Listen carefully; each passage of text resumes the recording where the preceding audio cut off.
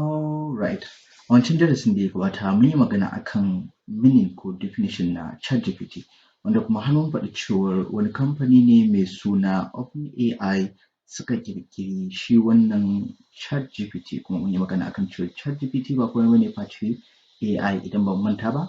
A yanzu kuma za mu karkata ne mu maida hankalinmu ga amfanin shi wannan ko mu ce alfanu na Chat GPT. Wato alfanu na Chat GPT yana da matuƙar yawa, amma yanzu za mu taƙaita hankalinmu zuwa ga wasu da na rubuto mana kamar haka. Chat GPT is versatile. Abin da nake nufi da hakan shi ne Chat GPT yana da faɗi, ma'ana areoyin da Chat GPT ya rufe yana da faɗin da zai iya yi mana abubuwa da dama, kama da abin da muka sani da abin da bamu taɓa kawowa a kai ba, da abin da muka kawo a kai, da abin da muke tunanin zai iya, da ma abin da muke tunanin ba zai iya ba. Kamar misali Chat GPT zai iya maka generating hoto, ma'ana ka ba shi cewar mage tana rawa ya maka generating hoton mage tana rawa, ko kuma ka rubuta masa mage tana girki sai ya ƙirƙira maka wannan hoton, wanda a nan gaba insha Allahu in time ya barmu za mu ƙoƙari mu gudanar da haka.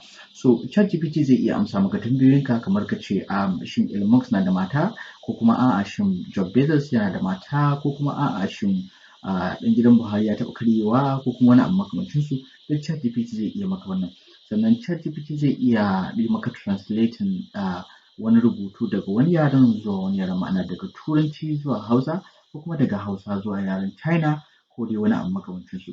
So amfani na biyu daga cikin Chat GPT shi ne yana da large scale understanding, ma'ana iya fahimtar Chat GPT ba ta ƙare a iya yare da rubutu da abubuwa ba. Chat GPT zai iya literally abubuwa da dama, zai iya solve maka matsala ta mathematics, zai iya solve maka matsala ta economics, zai iya solve maka matsala ta accounting. Chat GPT zai iya amsa maka da abin da ya shafi science and technology questions da dai sauransu.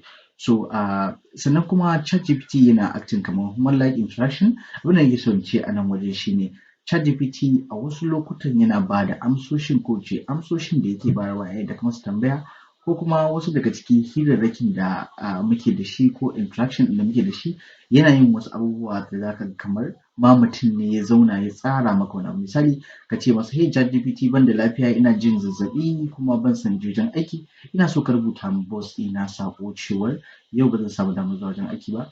Yanayin saƙo ko yanayin ansar da wannan Chat GPT ɗin zai baka, za ka ga kamar ma mutum ne ya zauna ya tsara basira, ya ɓata lokaci, ya baje hajar basirarsa da kwanyarsa ya rubuta maka wannan amsar. Sannan Chat GPT abu na gaba shi ne is accessible. Hanyar amfani da Chat GPT ko kuma ta yadda ake interaction da Chat GPT ba abu ne mai wahala, abu ne da kawai yake da simple, it's just that kai register da website shi kenan ka danna.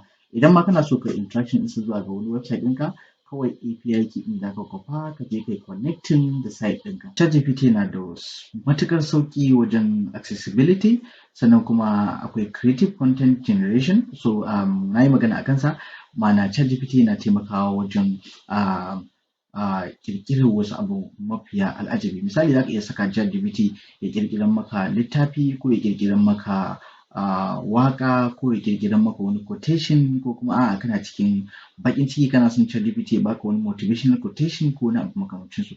To duk wannan kaɗan daga cikin romo ko mu ce alfanu ne na Chat GPT.